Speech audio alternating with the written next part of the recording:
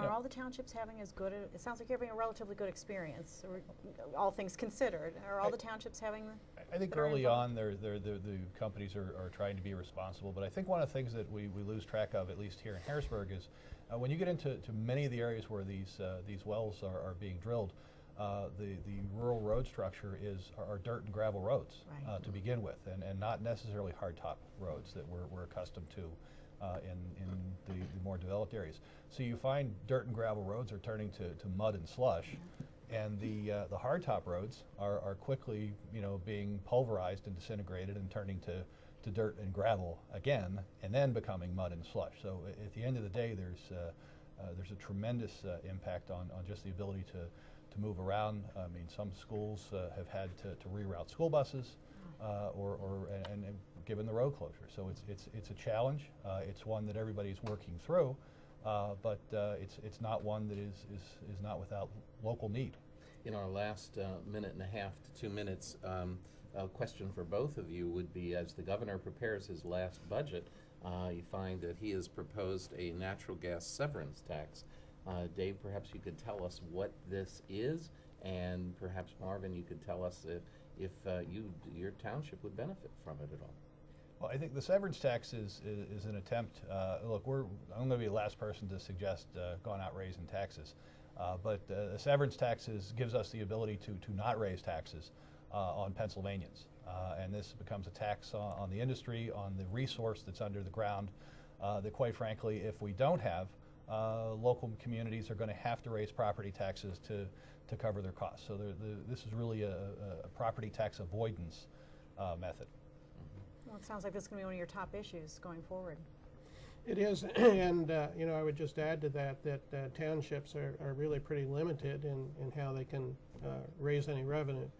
And in this particular case, with what we're doing in our townships, with our roads and so forth, we feel that in a way that the industry that is causing the problem should be the ones who are helping to pay to correct that problem, and not our residents. You see, not all the residents are going to benefit from this, and so this is the only way that makes it fair, if you can use that word. Mm-hmm. Okay. Absolutely. Well, Maura, we've looked at the great gold rushes in California and the Yukon and Alaska in the 19th century. This is the great gas rush in Pennsylvania, the 21st century. We thank both of you for coming and helping us understand it a little better.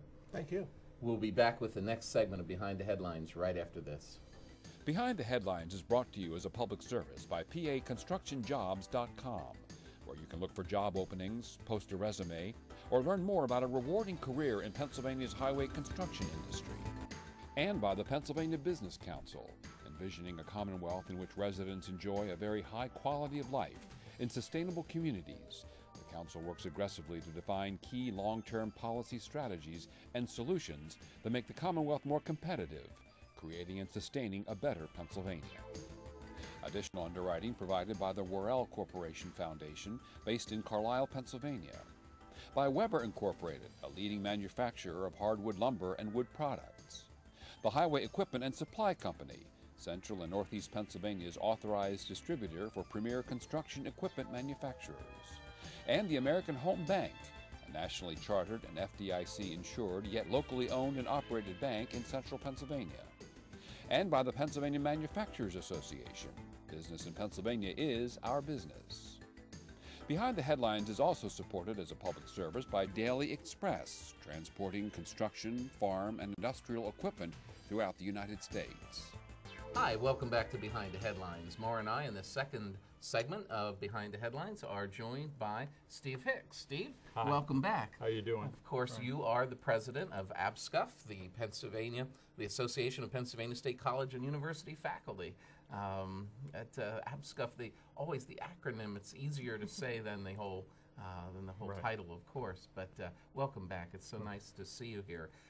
We need you here because we need to understand what's going on with higher education financing in Pennsylvania, and we're hoping that, and we know that you can bring some light to this particular subject.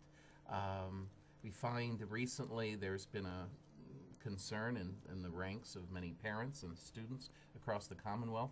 Kutztown University recently announced that they were going to be cutting back on their faculty. Is that going to happen in Kutztown? Is it going to happen across the state? What's going on with that particular area, Steve? Well, let's start specifically with Kutztown. Under our contract, Article 29, the universities and even the state system has to tell us if they're planning on doing away with jobs. The technical term's retrenchment. And Kutztown has gone through with the official notification, has told us, both me and the local chapter, that they are looking into retrenchment. We met a week ago and they provided us with a list of the programs that they plan on looking at, reviewing, well, with potential cuts coming in those programs. And that was pretty much based on finances, that they find themselves short over both next year and particularly, as everybody else is worried about, 2011-12. They have financial issues, and that is their rationale for reducing the programs. Are they looking at retrenching administrators as well? Well, they have said that they are planning on being rid of several administrators, so a small handful. In fact, our numbers indicate that there were 18 more people who were designated as managers between fall of 2007 and fall of 2009. So that's 18 additional administrators at Kutztown alone. Right, at Kutztown alone. So there was some room for growth. On that note, Maura? Well, I keep reading that there's a formal retrenchment process. Is this what you're talking about, the notification? And is there something in writing that the universities have to follow in order to begin this process of looking at all of their finances? Yes. You're probably not aware that we've been through this before. In the late 70s and early 80s, there was a lot of retrenchment in the states. Well, it wasn't the state system at the time, it was a PDE, but amongst the 14 state-owned universities. And so there are 45 different labor arbitration awards that are called through to develop this process.